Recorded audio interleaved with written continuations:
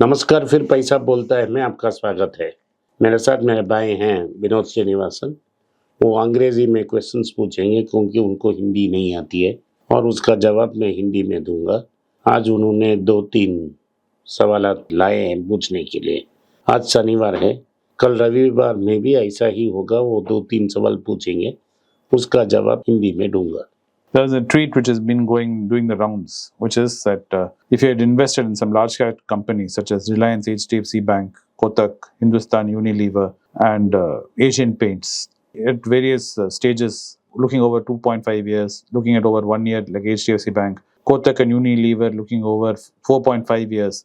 He's saying depending on when you enter these stocks, he's saying they're not giving any great returns at all. Very small returns. Okay. He's saying his large caps in India are starting to lose their charm, and sometimes even FDs are performing better compared to them. मैं ये tweet इधर आपको लिए डालने की कोशिश करूंगा और ट्वीट जल्दी आ जाएगा। ट्वीट को ध्यान से पढ़िए। तो इनमें ये बता रहे हैं कि जो नामी कंपनियां हैं इसमें Unilever, Reliance, Asian paints, Kotak Mahindra, HDFC bank को उनका ये है कि दावा है कि पिछले 3-4 साल में अलग अलग समय में अगर आपने लंप इन्वेस्टमेंट किया होगा है तो आपको कोई रिटर्न नहीं, अच्छा रिटर्न नहीं मिल रहा है। FD से कम रिटर्न मिल रहा है। और उन्होंने ये भी बोला है कि इन सम केसेस उनको नेगेटिव रिटर्न भी मिल रही है। बिल्कुल सच है। इसमें 2 फ्लॉज है।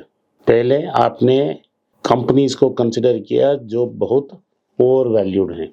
तो हर बार जब मैं स्टॉक मार्केट के बारे में आपको सलाह देता हूँ तो 2 चीज़ आपको ध्यान में रखना चाहिए। एक अच्छा कंपनी को भी खरीद कर आपका नुकसान हो सकता है। आपका नुकसान इसीलिए होगा क्योंकि जो प्राइस आपने खरीदा वो बहुत अच्छा कंपनी है। ये मुझे याद है 2008 में टाटा स्टील 1000 रुपया में था। रतन टाटा जी ने जाकर कोरस को खरीदा। वो बड़ा बुल था, इन हाइंडसाइट बड़ा बुल था। स्टॉक तो 250 तक नीचे आ गया। उसके बाद उन्होंने टर्न अराउंड किया और 10 साल के बाद वो 1000 को पार कर अभी 1500 में है। क्योंकि स्टॉक 10 का एक स्प्लिट हो गया है तो ये 150 है। तो उस समय स्टॉक 100 रुपया था। लेकिन 10 साल के लिए हर इन्वेस्टर को नुकसान झेलना पड़ा, मुझे भी। वैसे ही जब आप खरीदते हो, क्या दाम में खरीद रहे हो, ये बहुत इंपॉर्टेंट है। मैंने टाटा स्टील को 1000 में नहीं खरीदा था, लेकिन अगर 1000 में खरीदता तो बड़ा नुकसान हो जाता। वैसे ही आप स्टॉक को किस प्राइस पर खरीद रहे हैं इसको आपका जानकारी होना चाहिए और उसका वैल्यूएशन क्या है उसका जानकारी भी होना चाहिए। इसीलिए मैंने एक टर्म इंट्रोड्यूस किया जो आप इजीली अंडरस्टैंड कर सकते हो। इसका नाम है हीरा का सुई। क्योंकि हम तमिल में बोलते हैं सुई से आंख चुभती है। अगर सुई हीरा का भी है फिर भी वो आंख को चुभेगी। इसीलिए हीरा का सुई है, मत कंसिडर करो। मैंने बोला पिछले 3 साल में इन सारे स्टॉकों जब एवरेज वैल्यूएशन देखे जाएंगे सारे हाईली वैल्यूड हैं। और जब रिजल्ट आने लगे हैं और जो FIAs बहुत साल से इसमें इन्वेस्टेड हैं वो अपना मुनाफा लेकर बाहर जा रहे हैं तो ये प्राइस करेक्शन हो रही है। HDFC बैंक का एग्जाम्पल देखिए। HDFC बैंक में FIAs का पोजीशन 74% था, अब काट कर 53% तक पहुंच गया है। 74% it was and it has become 53%। वैसे ही एशियन पेंट्स को कोई कंपटीशन का प्रॉब्लम नहीं था, मार्जिन बहुत अच्छा था, मार्केट शेयर बहुत अच्छा था, तो लोग बोल रहे थे ये कंसिस्टेंट कंपाउंडर है। लेकिन उधर से गिरकर अभी कोई अर्निंग्स ग्रो नहीं होना। एक आदमी कितने बार अपने घर को पेंट करेगा। और रियल एस्टेट मार्केट डाउन है। इसमें 2-3 कॉम्पिटिटर भी आ गए हैं। JSW आ गया, इंडिगो पेंट्स का एक लोकल प्लेयर आ गया, अब बिरला ओपस आ गया, पिडिलाइट आ गया और लगता है कि ड्यूलेक्स को खरीद लेगा। बर्जर पेंट्स ऑलरेडी था। तो इन सब कंपटीशन भी बढ़ रही है, मार्जिन प्रेशर पे है। और जो रिजल्ट कल आया इसमें 42% उनका प्रॉफिट गिर चुका है। अगर वो 100 रुपया मुनाफा कमा रहे थे तो 48 रुपया, 58 रुपया, दैट इज 100 रुपीज़ वो कम प्रॉफिट कमा रहे थे, आज 58 रुपीज़ कमा रहे हैं। 100 रुपया से 58 रुपया हो गया। तो वैल्यूएशन ये पीबी रेशियो को होना चाहिए 15 या 20। अब पीबी रेशियो 50 में है और कॉर्पोरेट में भी प्रॉब्लम है। मैंने 10 साल की बात कर रहा हूँ, मैं आज इलिसिट इन्वेस्टमेंट्स की बात नहीं कर रहा हूँ। पिछले 10 साल में 2 फैमिलीज बाहर गए हैं।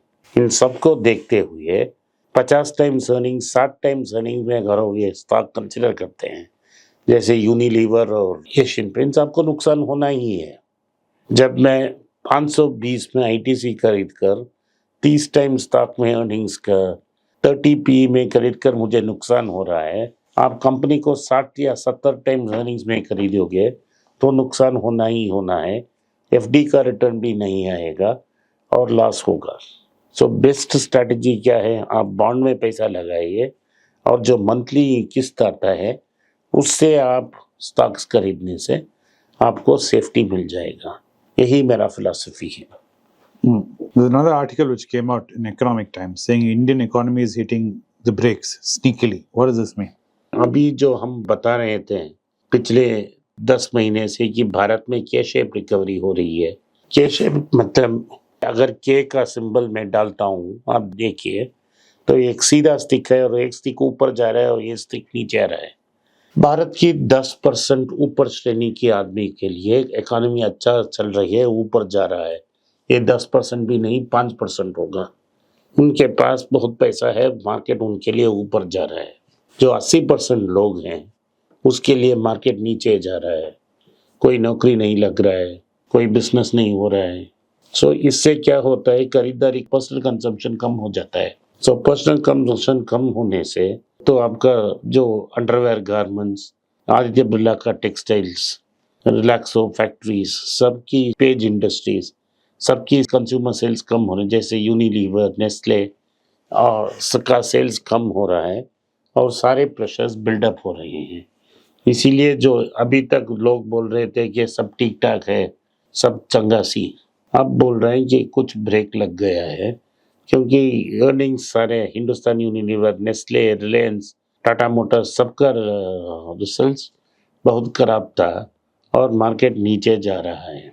सो इसीलिए ऐसा आर्टिकल्स आ रहे हैं। टाटा मोटर्स का रिजल्ट्स बहुत खराब था, 10% नीचे था प्रॉफिट्स। कल मैं इसमें बात नहीं कर पाया। ईपीएस भी 10% कम होगी पिछले साल सेकेंड क्वार्टर से। तो कल करेक्शन होगा, कल यानी सोमवार को करेक्शन होगा। आज शनिवार है, सोमवार को करेक्शन होगा और जब करेक्शन होगा तो आप चाय पानी के रेंज 1-2 के से कंसिडर कर सकते हो। ये वैल्यूएशन अट्रैक्टिव हैं। बल्क पैसा मत डालिए, बहुत रिस्की होगा। कोई बता नहीं सकता कितना नीचे जाएगा। शायद ऐसा हो जाए कि 500-400 तक नीचे आ जाए, क्योंकि मार्केट में बड़ा सेलिंग प्रेशर है और इस सेलिंग प्रेशर से मार्केट नीचे जा रही है।